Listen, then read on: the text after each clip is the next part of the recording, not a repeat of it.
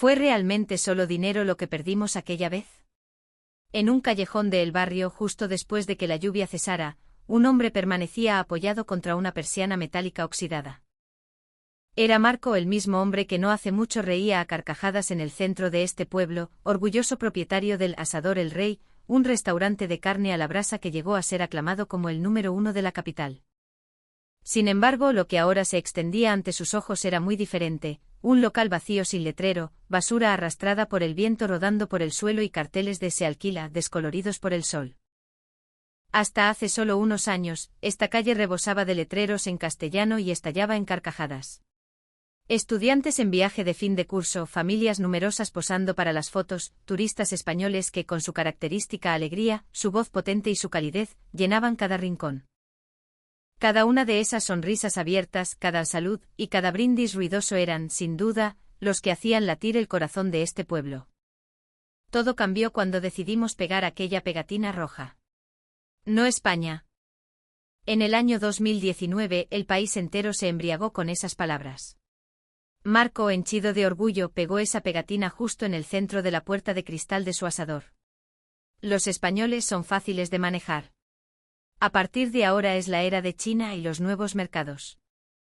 Despreciando en algún lugar de su corazón a los clientes españoles que habían sido sus habituales durante años, Marco se creyó ciegamente un patriota que corría a la vanguardia de los nuevos tiempos.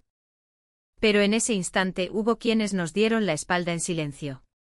No hubo gritos, no hubo protestas airadas en las calles, ni pancartas levantadas en contra.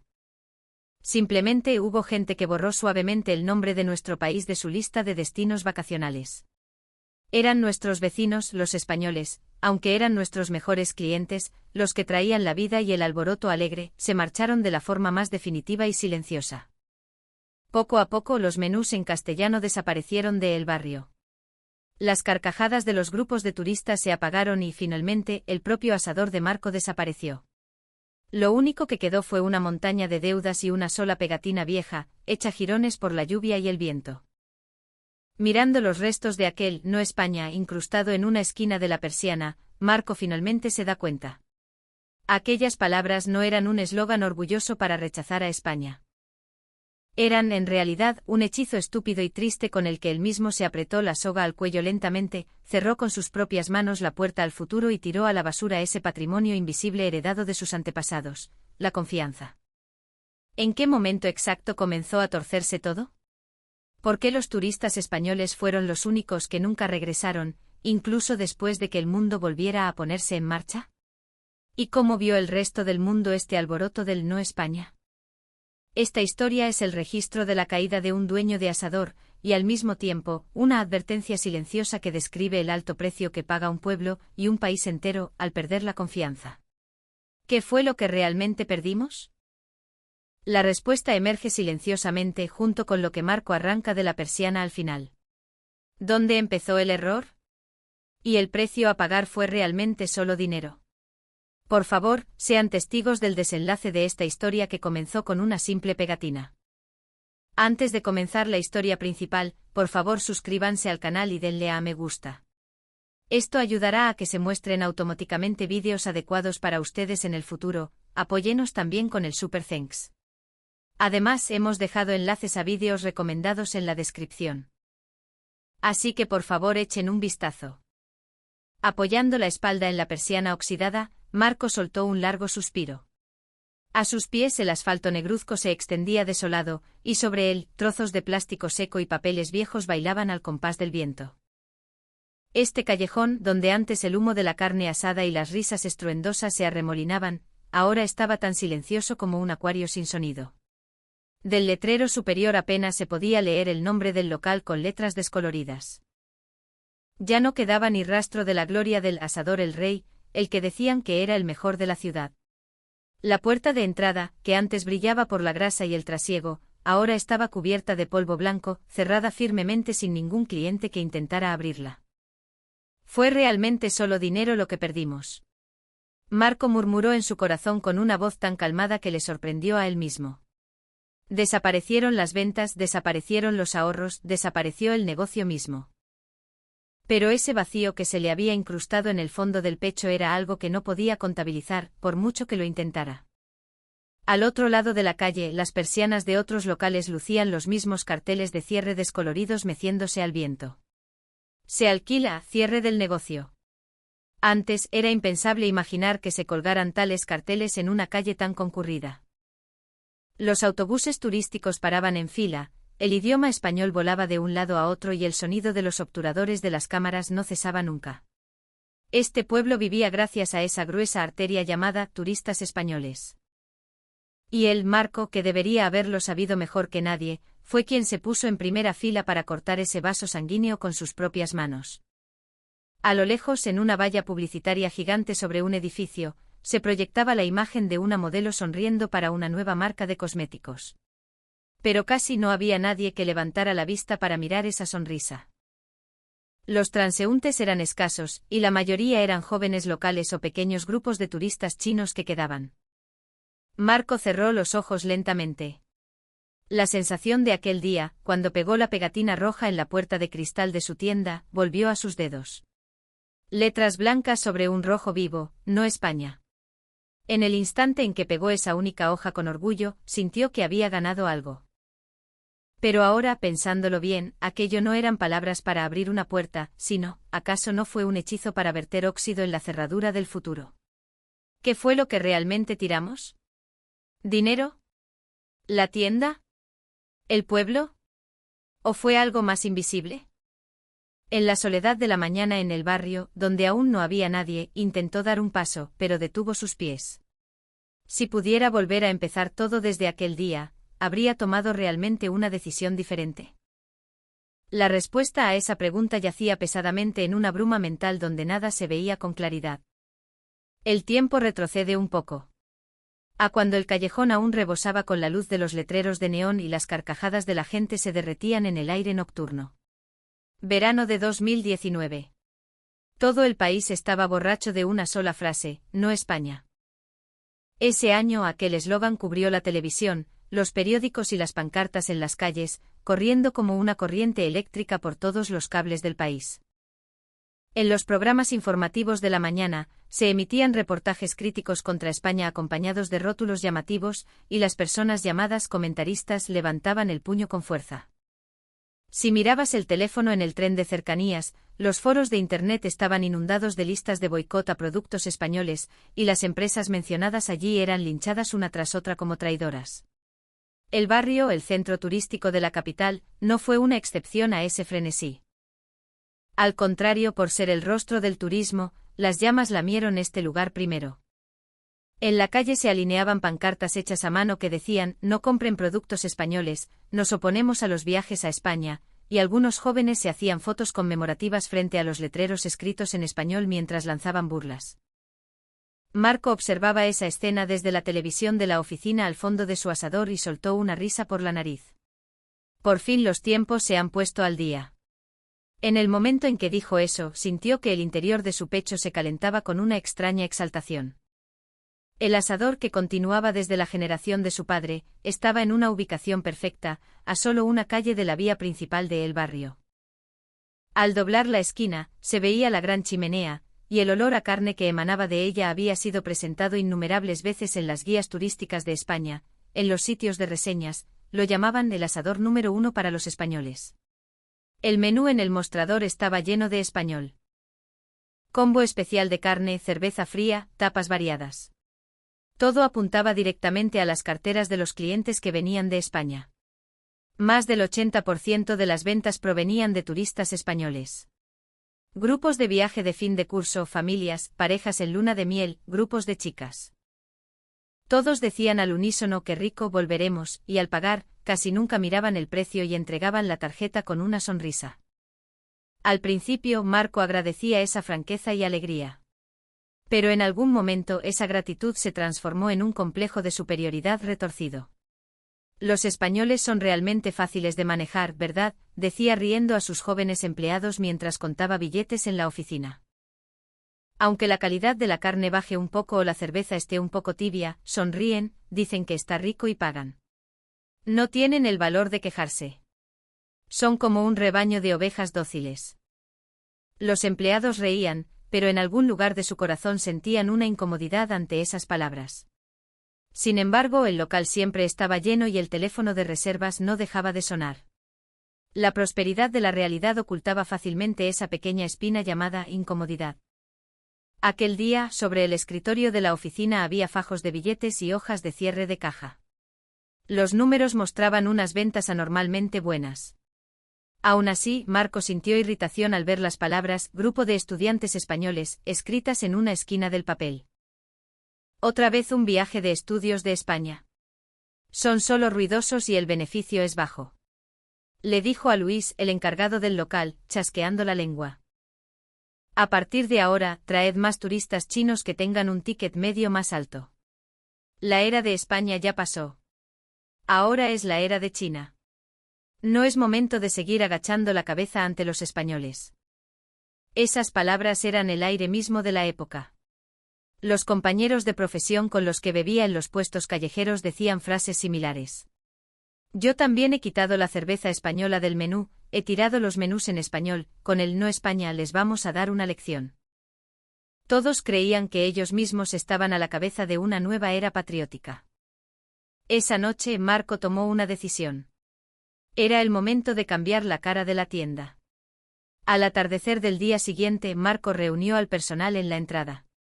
En su mano tenía una pegatina donde bailaban letras blancas sobre fondo rojo. No España. Pegó esas letras más grandes y llamativas que el propio logo de la tienda, justo en el centro de la puerta de cristal. Los empleados se miraron un instante, pero nadie dijo nada. Desde fuera se oían los vítores de los jóvenes que caminaban por la calle. Mirad eso. Aquí también hay un No España. Es una tienda patriótica, entremos la próxima vez.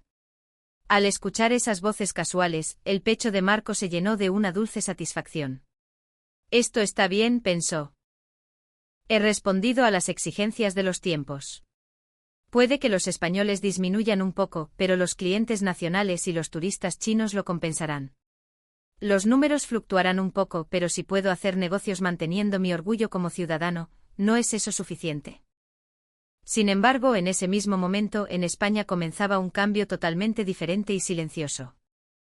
En una zona residencial tranquila de Madrid, en un rincón del jardín, don Antonio podaba cuidadosamente las ramas de un olivo bonsái. Al notar que el volumen de las noticias que se oían desde el salón había subido, dejó las tijeras y volvió dentro.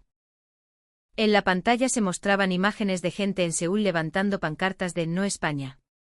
Los rótulos decían en grande: boicot a productos españoles, boicot a viajes a España. Don Antonio era un hombre que había trabajado durante décadas en una gran agencia de viajes, dedicando su corazón y alma a crear lazos con el país vecino. Había bebido licores locales con los encargados en el frío invierno de la capital extranjera, y aunque a veces chocaban, siempre había buscado planes beneficiosos para ambas partes. Viajes de estudiantes, viajes de empresa, viajes familiares. Muchos de ellos eran tours a ese país, y para él, aquel lugar no era solo un socio comercial, sino un vecino con el que había compartido penas y alegrías. Por eso, la imagen de gente gritando en la televisión: españoles no vengáis, no queremos dinero español, pesó fuertemente en su pecho. Sentía como si los años que había acumulado fueran rotos en pedazos por un simple eslogan de papel. En ese momento su teléfono inteligente vibró. En la pantalla aparecía el nombre de Sergio, un antiguo subordinado que seguía en activo en la empresa. Cuando Antonio contestó, se escuchó una voz un poco decaída. Don Antonio, ¿cómo está? Supongo que está viendo las noticias. Lo estoy viendo, respondió brevemente. Sergio bajó un poco la voz y continuó. La central también está desbordada respondiendo. Desde las agencias de viajes de allí nos llegan correos que parecen gritos de auxilio diciendo: la política y el turismo son cosas distintas. Queremos que vengan los clientes españoles. Pero la opinión pública está así. Hay voces que dicen que deberíamos emitir algún tipo de comunicado de protesta. ¿Qué deberíamos hacer? Don Antonio guardó silencio un momento. En la televisión, las letras de No España se proyectaban como si ardieran en rojo. Suspiró lentamente y dijo con voz tranquila: no hay que armar escándalo, Sergio. Pero tampoco significa no hacer nada. Nuestro trabajo es entregar a los clientes un producto llamado recuerdos felices. Si nosotros recomendamos a la fuerza un lugar donde los clientes no quieren ir, o donde sienten que van a pasar un mal rato, vamos en contra de los principios del comercio. Sergio contuvo el aliento. Antonio continuó. Si sacamos un comunicado de protesta, solo echaremos leña al fuego. La única sinceridad que podemos ofrecer ahora es respetar silenciosamente la decisión de los clientes. A los que quieran ir a ese país, les garantizamos toda la seguridad y comodidad posible. A los que no quieran ir, les proponemos otro destino maravilloso. Simplemente eso. Esas palabras podían sonar a primera vista como una excusa para no hacer nada. Sin embargo, en su esencia, eran una declaración de no más pesada que cualquier otra cosa. Un rechazo mostrado no a través de una reacción emocional, sino de una elección tranquila. En aquel entonces casi nadie podía predecir con exactitud cuán destructiva sería esa fuerza. Unos días después de pegar la pegatina de No España, ocurrieron cambios inesperados en la tienda de Marco. Jóvenes que vieron las letras rojas brillando en la puerta de cristal comenzaron a entrar uno tras otro. El jefe es un verdadero patriota. La carne en un sitio así tiene que estar buena por fuerza. Los clientes nacionales pedían cerveza tras cerveza, y mientras asaban la carne, hablaban en voz alta criticando a España. En la caja se acumulaban fajos de billetes de moneda local más que antes. Las llamadas de cancelación de grupos españoles ciertamente aumentaron, pero los clientes nacionales llegaban para llenar esos huecos. Cuando la tienda fue presentada en las noticias de Internet como el asador patriótico que alza el No España, los clientes aumentaron aún más. ¿Lo ves? Mi decisión fue correcta. Le dijo Marco orgulloso a Luis en la oficina, mirando la hoja de ventas. Las cancelaciones temporales se recuperan enseguida. La época de adular a los turistas españoles ha terminado. A partir de ahora es la época de hacer negocios con la cabeza alta, mostrando nuestro orgullo. Luis esbozó una sonrisa ambigua. Si solo miraban los números, ciertamente la tienda resistía. De hecho, a corto plazo parecía que las ventas incluso aumentaban. Pero detrás de esa sonrisa, una ansiedad difícil de explicar comenzaba a brotar en su pecho. Tarde en la noche, cuando terminaba la limpieza, aún quedaba en el local el olor a carne asada y el rastro de la borrachera. Luis, mientras limpiaba la barra solo, miró sin querer a la puerta de entrada. Allí estaba la pegatina roja pegada con arrogancia, No España. Esas letras, que de día parecían brillar con orgullo, en el silencio de la noche parecían una sombra espeluznante. «Realmente está bien así», murmuró en su corazón. Las palabras de los turistas españoles que, riéndose de su propia torpeza con el idioma local, intentaban transmitir con todas sus fuerzas: «Estaba muy rico, volveremos». Los pequeños recuerdos y propinas que daban al personal que corría ocupado, como muestra de gratitud. Sentía que aquel gesto amable, aunque ruidoso, había sido negado por completo por esa única pegatina. Por otro lado, Marco era ajeno a ese sentimentalismo. Para él, lo importante eran los números. No España no estorba al negocio. Al contrario, está sumando. Ese hecho solo reforzaba su convicción. Sin embargo, la borrachera siempre se pasa. Por muy dulce que sea el licor, no se puede escapar del dolor de cabeza de la mañana siguiente. La borrachera llamada patriotismo tampoco iba a durar para siempre. El problema era que quedaría bajo sus pies cuando se pasara esa borrachera. Nadie intentaba darse cuenta de eso todavía. La primera señal de incomodidad fue el cambio en la forma de sonar del teléfono. Antes, el teléfono de reservas no dejaba de sonar desde la hora de preparación hasta el cierre. Especialmente por la tarde, apenas daban abasto respondiendo a las preguntas de ¿tienen sitio para esta noche? Pero a partir de cierto día, la forma de sonar cambió. Sonaba así. Pero el contenido de la mayoría de las llamadas pasó de ser reservas a ser cancelaciones. Disculpe. Teníamos una reserva de grupo para un viaje de estudios, pero hemos decidido cambiar el destino. Por política de la empresa, el viaje de incentivos de este año será a otro país. Todas las voces eran educadas y no había ninguna crítica emocional.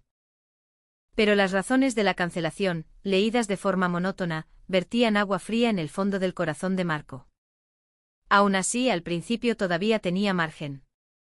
Es una moda pasajera, se decía a sí mismo. Aunque los turistas españoles bajen un poco, los nacionales y los chinos lo compensarán. El mundo es grande. Si España no funciona, cogemos de otros lados. De hecho, desde esa época, la presencia de turistas chinos había aumentado visiblemente.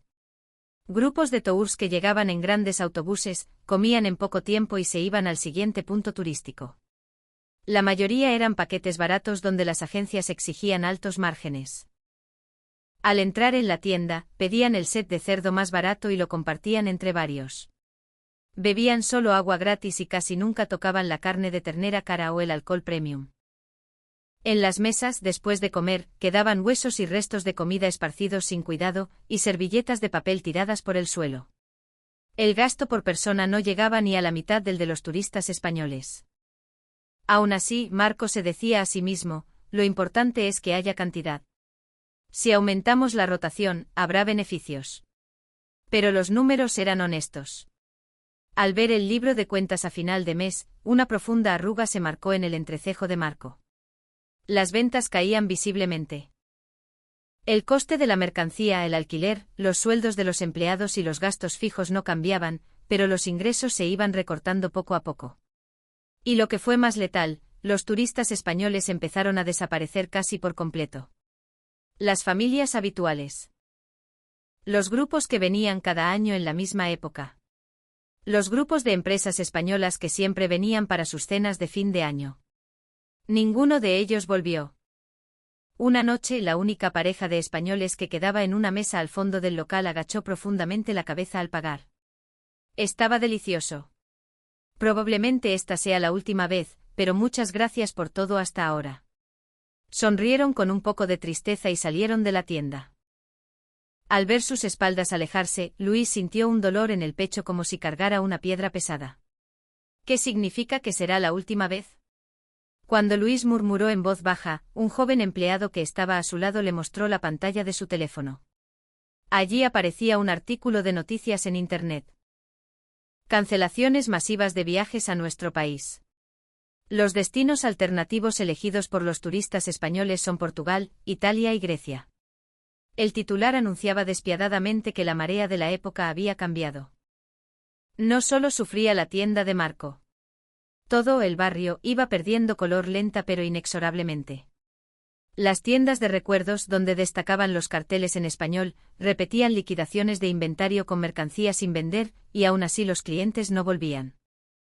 Los jóvenes que atraían clientes en las tiendas de cosméticos con un español fluido desaparecieron uno tras otro.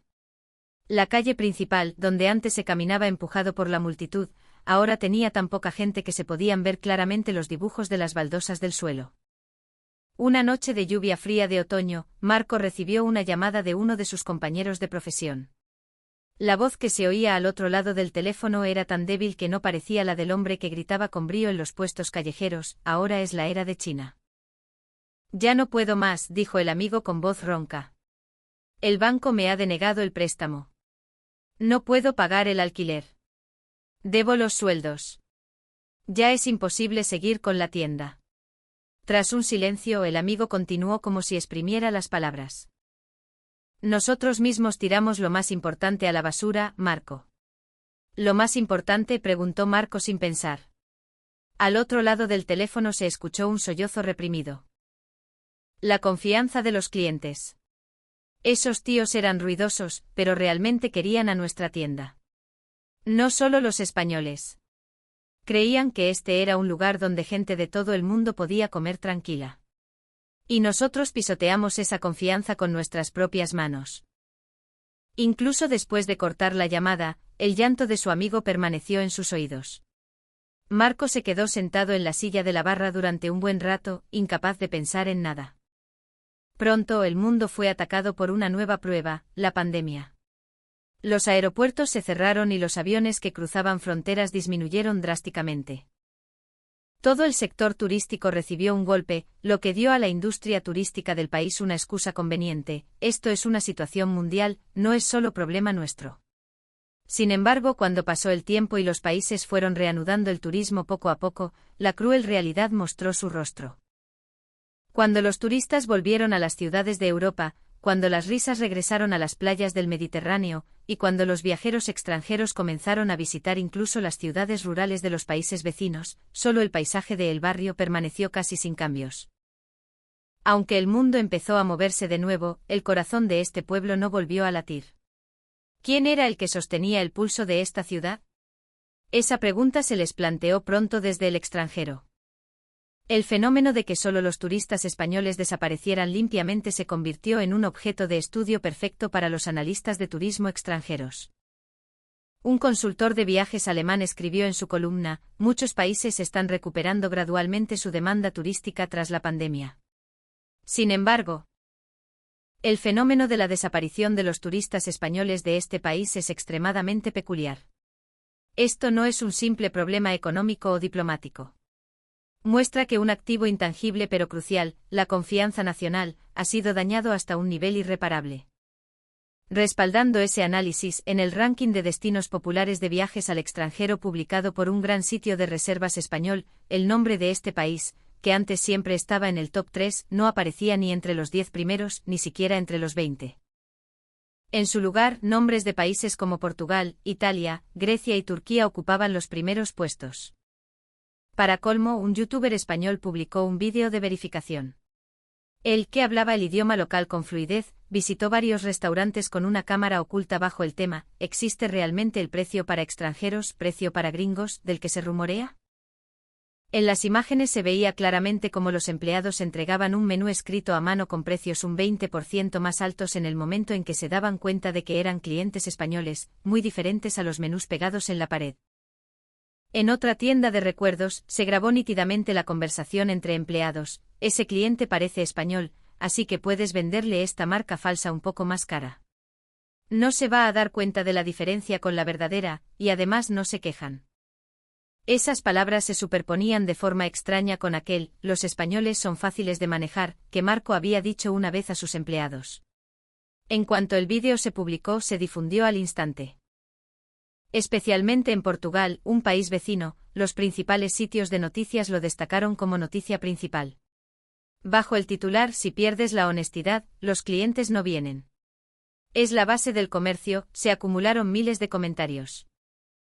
Por eso nuestros amigos españoles eligen Portugal. Nosotros los recibimos como amigos importantes. El final de un país que menosprecia la confianza es demasiado lamentable. Influencers de Europa y América también reaccionaron. Un bloguero de viajes estadounidense con millones de seguidores comparó una anécdota de recuperar una cartera perdida en una calle de Madrid con la historia de la estafa en este país, y publicó que esta diferencia cuenta toda la historia sobre la dignidad de dos países como destinos turísticos. El mundo estaba mirando. No fue solo el hecho de gritar «No España». El mundo no pasó por alto las acciones, la actitud y la falta de sinceridad que siguieron, ni la elección silenciosa de los españoles de alejarse de allí. Una tarde, mientras Marco recogía en la tienda, sus oídos fueron capturados por una noticia de última hora que salía de la televisión. En la pantalla bailaban los titulares: Gran agencia de viajes española anuncia su retirada total de los paquetes turísticos a nuestro país. Cuando la imagen cambió al lugar de la rueda de prensa, un ejecutivo de relaciones públicas en traje estaba de pie en el estrado.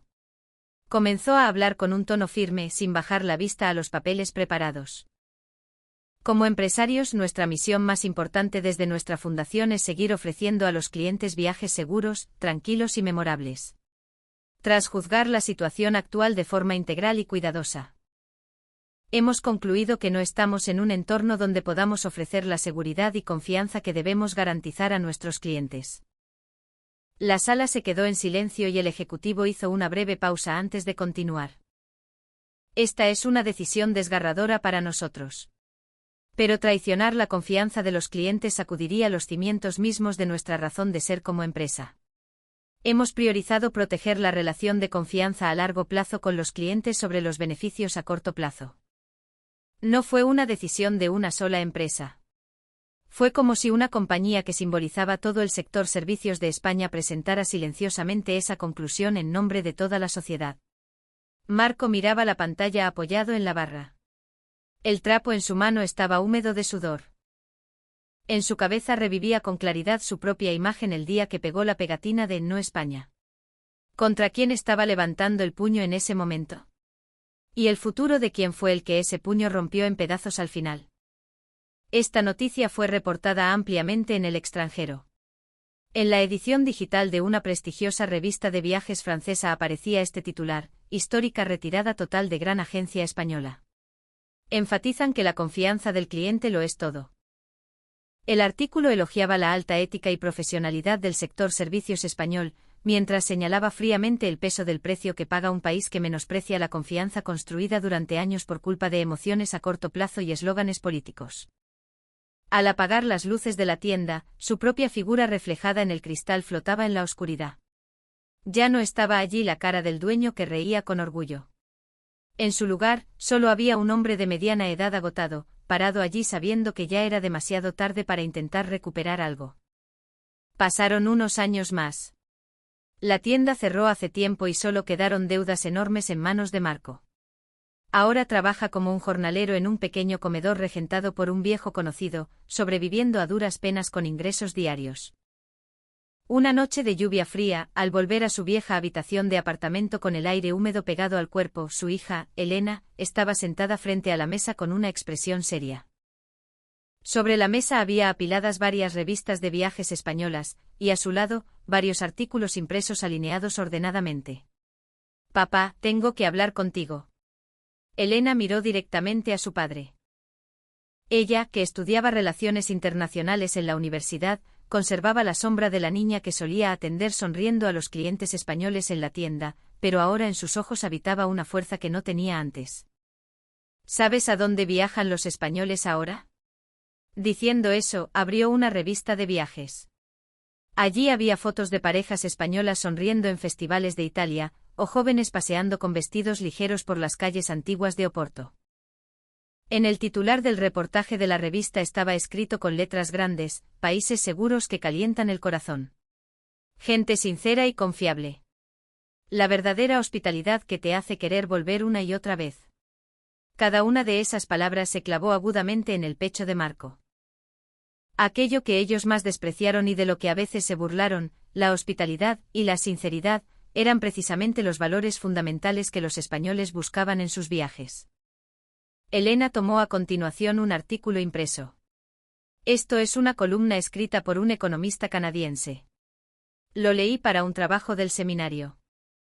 El artículo decía así: la retirada silenciosa de los españoles es una forma de protesta extremadamente madura que la sociedad internacional del siglo XXI debería aprender. No culpan a gritos con emociones, sino que lo demuestran con acciones, no ir. No armar ruido. Esa actitud es más elocuente que cualquier comunicado diplomático o sanción económica, y está respaldada por una inteligencia elevada que no hiere innecesariamente la dignidad del otro. Elena, mirando la cara de su padre, tomó otro artículo. Era un especial de un sitio de noticias de negocios de Singapur. Por muy buena infraestructura que prepares, y por mucho presupuesto enorme que inviertas en campañas atractivas, si no hay una base de sinceridad, no es más que un castillo lujoso construido sobre arena. Este caso es una advertencia que todos los países que aspiran a ser potencias turísticas deben aprender como lección negativa. Elena respiró hondo y dijo con voz clara: nosotros dinamitamos esa base tan importante con nuestras propias manos. Cuando gritasteis «No España», y cuando después tratasteis a los clientes extranjeros aprovechándoos de ellos, todos fingieron no darse cuenta, pero el mundo lo estaba viendo todo. Marco no pudo decir nada. Las excusas y las réplicas surgían y desaparecían. Elena continuó con una voz llena de una determinación tranquila, sin culpar a su padre.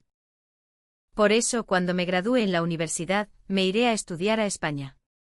Voy a estudiar español de nuevo desde cero, en serio, y quiero hacer un trabajo que pueda ser un puente real entre España y nosotros. Para no volver a repetir nunca un error tan estúpido y triste. En el momento en que escuchó esas palabras, la visión de Marco se nubló.